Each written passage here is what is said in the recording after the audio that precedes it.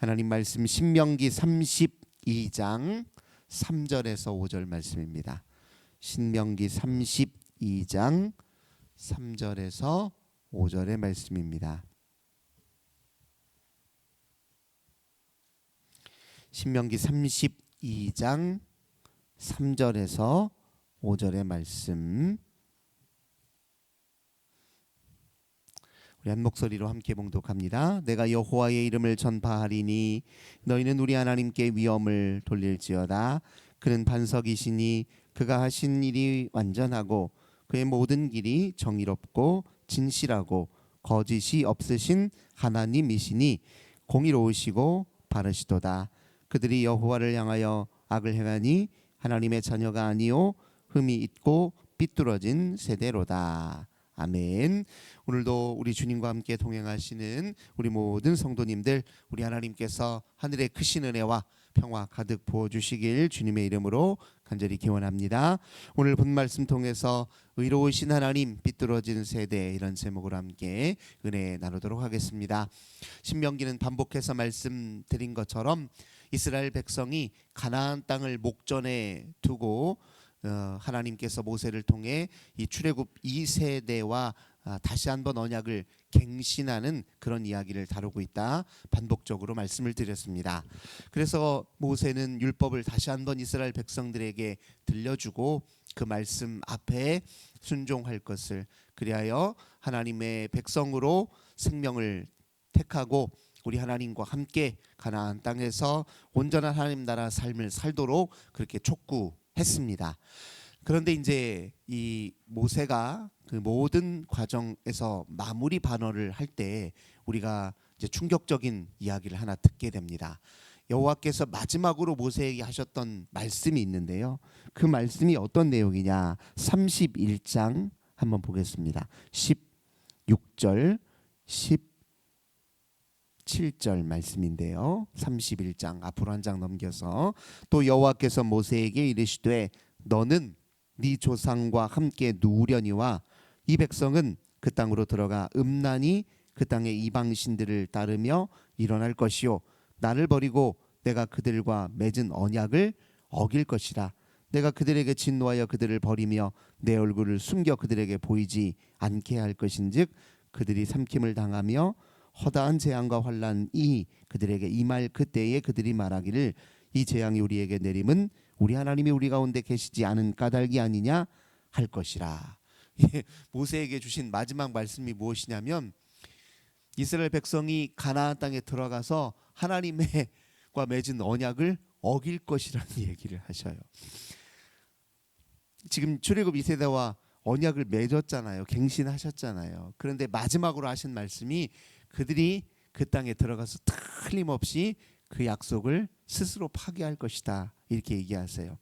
하나님이 사실 이스라엘 백성들이 가나안 땅에 들어가서 그 가나안의 토착 민족들의 우상들을 겸하여 섬기면서 하나님의 말씀을 어길 것을 미리 내다 보신 거예요. 그러니까 이 말씀을 보면 하나님이 뻔히 이스라엘 백성들이 배반할 것을 알면서도 이스라엘 백성들을 가나안 땅에 두신 거라는 사실을 우리가 확인하게 됩니다.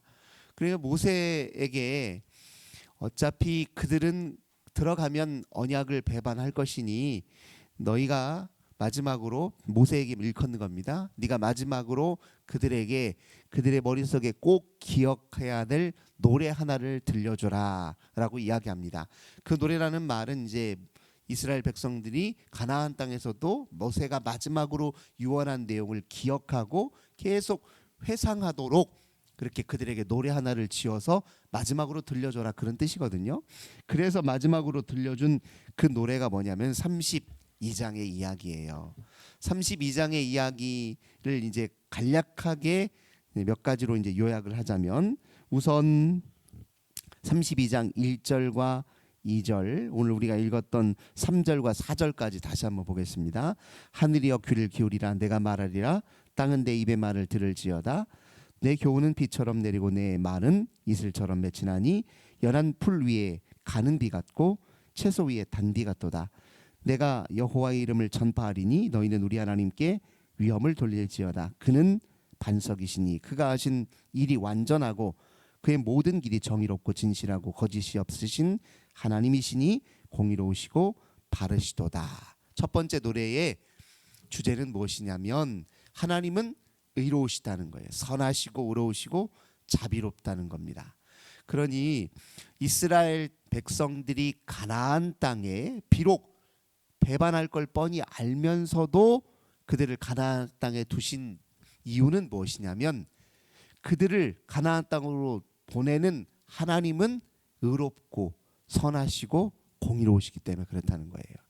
가나안 땅에 들어가서 이스라엘 백성들에게 그래도 희망이 있는 건 무엇이냐면 그들이 대단해서가 아니라 그들이 신앙이 완벽해서가 아니라 그들을 가나안 땅으로 이끄신 하나님이 선하시고 의로우시기 때문에 그렇다는 거예요. 비록 그들은 삐뚤어진 세대로 하나님의 말씀을 어길 수도 있지만 그들을 지키시고 인도하시는 하나님은 선하시고 신실하시고 의로우시기 때문에 그러니 괜찮다는 뜻입니다.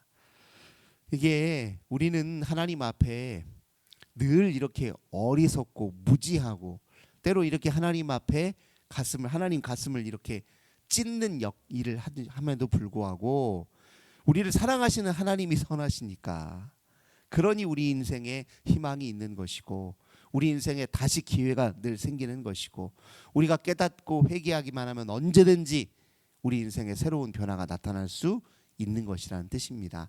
하나님이 이스라엘 백성들 뻔히 가나안 땅 들어가면 배반할 것 알지만 그럼에도 불구하고 하나님은 2중 3중의 대비책이 다 있으신 거예요. 우리가 잘 아는 것처럼 역사 속에서 하나님이 이스라엘 백성들을 끈질기게 이끄시고 설득하시며 마침내 예수 그리스도를 우리에게 보내주시기까지 하나님이 우리를 구원하시기 위한 그 계획은 치밀하시고 그리고 어떤 의미에서 보면 끈질기시고 그리고 절대로 우리를 향해서 그 사랑의 끈을 놓지 않는다는 걸 우리가 확인하지 않습니까? 그러니 우리가 사실 희망에 둘 것은 우리 자신이 아니라는 거예요. 우리 자신이 우리 한번 이렇게 결단하고 약속하면 우리 잘 지킬 거야. 하나님이 우리의 결단과 우리의 대단한 결의를 믿고 보내시는 게 아니라는 거예요. 하나님의 사랑 그것이 우리의 마지막까지 희망이고 하나님의 의로우심과 선하심이 우리의 희망이지 다른 데서 인간의 노력, 피와 땀, 인간의 의지, 결단 여기에서 희망을 찾았다가는 큰일 난다는 겁니다. 우리 자신에게서 희망을 찾았다가는 좌절만 맛보고 허무만 직면하게 돼요. 우리를 사랑하시는 하나님께 희망을 두고 사는 게 그게 마땅한 일이라는 것을 모세가 이렇게 이야기합니다. 5절 이렇게 얘기해요. 그들이 여호와를 향하여 악을 행하니 하나님의 자녀가 아니요 흠이 있고 삐뚤어진 세대로다. 지금 출애굽 2세대 역시 가나안 땅에 들어가면 똑같은 그런 잘못을 저지를 수 있기 때문에 그런 가능성이 있기 때문에 삐뚤어진 세대라고 이렇게 이야기합니다. 자, 그다음 두 번째로 6절 7절입니다. 어리석고 지혜 없는 백성아 여호와께 이같이 보답하느냐 그는 내 아버지시요 너를 지으신 이가 아니시냐 그가 너를 만드시고 너를 세우셨도다. 옛날을 기억하라 역대의 연대를 생각하라 내 아버지에게 물으라 그가 내게 설명할 것이요 내 어른들에게 물으라 그들이 내게 말하리로다. 즉 이스라엘 백성은 하나님의 은혜를 경험했음에도 불구하고 배반할 수 있다는 거예요. 하나님의 은혜와 사랑이 뭔지 경험했음에도 또 배반할 수 있는 게 이스라엘이라는 겁니다. 그러니 은혜에도 불구하고 하나님의 놀라운 사랑에도 불구하고 배반하는 그들을 그냥 하나님이 방치하시냐 그냥 내버려 두시냐 가만히 두시는 게 아니라 하나님이 그들을 다시 회개하도록 하시기 위해서 그들에게 심판도 내리실 수 있다는 것을 이야기합니다. 22절 보겠습니다. 그러므로 내 분노의 불이 일어나서 스올의 깊은 곳까지 불사르며 땅과 그 소산을 삼키며 산들의 터도 불타게 하는도다. 내가 재앙을 그들이 위해 쌓으며 내 화살이 닿을 때까지 그들을 쏘리로다. 그들이 주림으로 쇠약하며 불같은 더위와 독한 질병에 삼켜질 것이라. 내가 들짐승의 이와 티끌의 기는 것의 독을 그들에게 보내리로다. 자, 하나님이 이렇게 매서운 심판도 준비할 것이다라고 얘기합니다. 근데 이 심판은 어떤 맥락 속에서 이해를 해야 되냐면 하나님은 의롭고 선하신 분이에요. 이스라엘은 하나님의 은혜에도 불구하고 그걸 배반했어요. 그래서 내리는 하나님의 심판은 어떤 이유 때문에 내리는 겁니까? 돌이키라고 내리는 거예요. 돌이키라고. 그러니까 하나님의 심판은 파멸이나 멸망이 목적이 아니라 회개와 돌이킴이 목적이라는 것을 놓쳐서는 안 됩니다. 모든 선지자들의 그 심판의 메시지를 보면 심판의 메시지 사이사이에 희망의 메시지를 같이 항상 줘요. 그러니까 100% 심판의 메시지만 주는 예언자는 없습니다. 반드시 희망의 메시지를 같이 줘요. 그 이야기는 무엇을 뜻합니까? 하나님의 심판의 메시지를 들으면 회개하라는 뜻이에요. 그러면 회개하는 백성들에게 하나님은 반드시 약속을 하신 것을 완수하실 것이고 완성해서 이스라엘 백성들에게 주실 풍요를 반드시 이루어 주실 것이다. 그런 뜻이거든요. 그래서 28절 29절을 보면 이렇게 얘기합니다. 그들은 모략이 없는 민족이라 그들 중에 분별력이 없도다. 만일 그들이 지혜가 있어 이것을 깨달았으면 자기들의 종말을 분별하였으리라. 즉 스스로 깨닫고 심판을 피할 길을 하나님께서 마련해 두시겠다. 그런 뜻이에요. 심판을 주실 때는 피할 길도 같이 주신다는 걸 우리가 인식해야 됩니다. 그런 의미에서 하나님은 심판과 또는 회복의 그런 과정을 통해서 가나안 땅에 들어갈 이스라엘 백성들을 절대 놓지 않으시겠다는 거예요. 제일 무서운 건 방관입니다. 방관은 왜 무섭냐? 인간이 스스로 자멸하기 때문에 그래요. 그냥 두면 인간은 스스로 자멸합니다. 왜냐하면 자기 죄에 의해서, 자기 욕망에 의해서, 자기 죄악의 사슬에 의해서, 하나님을 배반한 영적 죽음에 의해서 스스로 자멸해요. 그래서 하나님 앞에 방관이 제일 무섭다는 걸 알아야 됩니다. 차라리 심판은 나아요. 심판은 돌이킬 기회가 있으니까. 방관은 자멸입니다.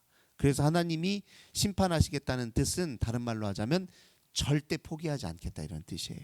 너희들 그냥 내버려 두고 방관하지 않으시겠다는 뜻입니다. 그런 의미로 보자면 심판도 하나님의 사랑의 맥락 속에서 선하심의 맥락 속에서 인식하는 것이 중요하다는 걸 성경은 놓치지 않고 이야기합니다. 그리고 이렇게 얘기해요. 43절입니다. 하나님이 심판의 메시지를 다 주시지만 그걸로 끝날 것 같지만 43절 보겠습니다. 너희 민족들아 주의 백성과 즐거워하라. 주께서 그 종들의 피를 갚으사 그 대적들에게 복수하시고 자기 땅과 자기 백성을 위하여 속죄하시리로다. 이 하나님이 원하시는 일이에요. 속죄하고 구원하시고 회복하시고 당신의 자녀들로 바로 설 수 있도록 하나님 일하시겠다는 뜻입니다. 하나님은 우리를 향해서 성실하신 분이에요. 우리가 게으르고 우리가 하나님 앞에 등을 보이고 우리가 하나님을 배신할 뿐이지 하나님은 성실하게 우리를 향해 일하신다는 거예요.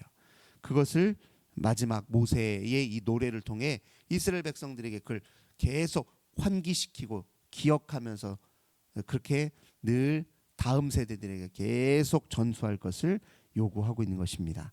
그래서 그 노래가 끝나고 모세가 마지막으로 마무리하면 이렇게 얘기합니다. 44절부터 46절입니다.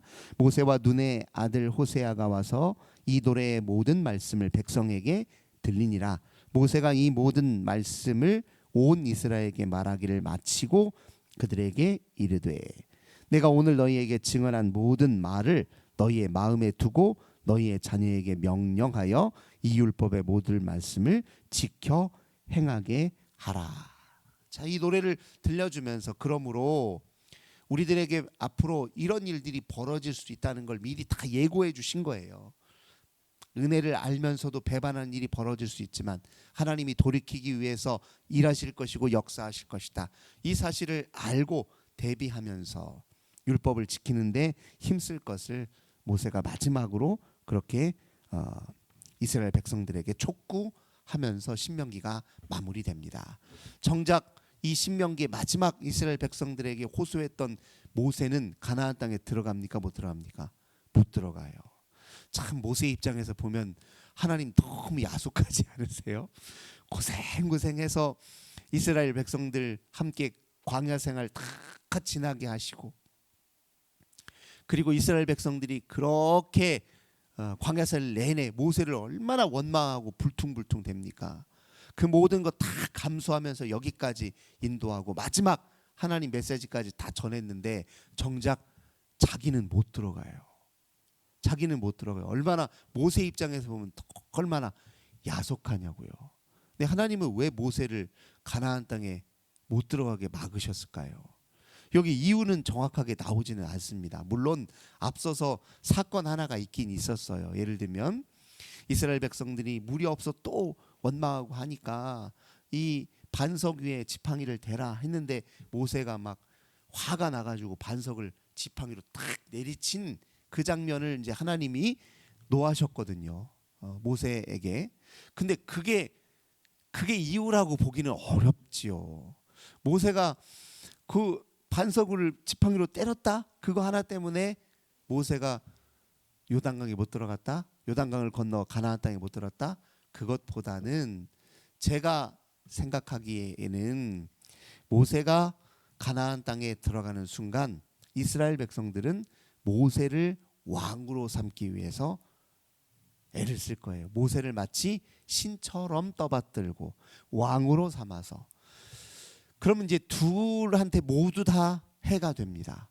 모세에게도 해로운 일이고 이스라엘 백성들에게도 해로운 일이에요. 왜냐하면 가나안 땅은 하나님을 왕으로 모시고 살아야 될 땅이지 인간을 왕으로, 인간을 우상으로 섬기며 살아야 될 땅이 아니기 때문에 하나님이 그래서 모세를 가나안 땅으로 들어가지 못하도록 막으신 것이 아니라 그런 것이 아닐까, 이런 생각이 듭니다. 동시에 또 모세는 어떤 세대냐면 딱 거기에 그친다는 거예요. 가나안 땅에 들어갈 새로운 시작은 모세의 후세대인 여호수아의 몫이지 모세는 출애굽과 광야 생활까지의 몫이다. 또 이런 의미도 그렇게 받아들여지게 됩니다.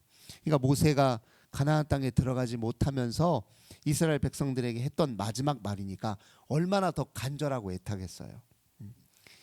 여기까지 내 삶을 다해서 생명을 다해서 여기까지 너희를 이끌었을 때 저 땅은 여러분들에게 하나님이 그동안 여러분들을 위해서 마련해 주신 은총이고 선물인데 그 선물을 여러분 소중하게 여기시고 그 땅에서의 삶이 하나님의 의도와 목적을 따라 하나님 말씀에 순종하는 참된 삶이 되기를 간절히 바라는 마음으로 이 마지막 메시지를 그들에게 전해준 것입니다.